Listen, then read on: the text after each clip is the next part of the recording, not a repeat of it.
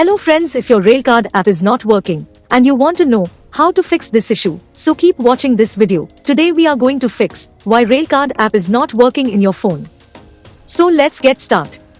There may be several reasons behind this issue.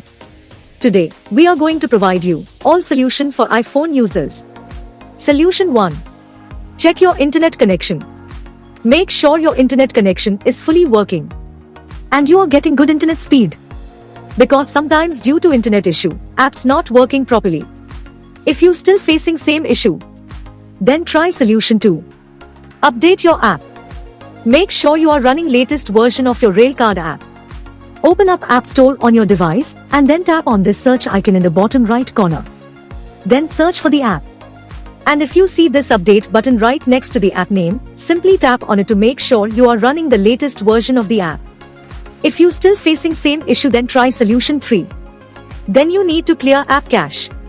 For this, go to your device settings and then scroll down to find general and tap on it.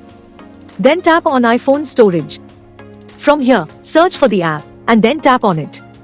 Once you're on this screen, you need to tap on offload app. Tap again to confirm. It'll take a bit for processing and then a reinstall button will show up. Simply tap on it to reinstall the app. This should fix the issue. If you still facing same issue, then try solution 4. Now you need to completely reinstall the app. Follow the on-screen instructions to navigate all the way to the app page. Once you're on this screen, tap on delete app to uninstall the app from your device. Once uninstalled, open up App Store and then search for the app here. And then click on this get button to install it back on your device. If you still facing same issue, then try solution 5. Restart your phone.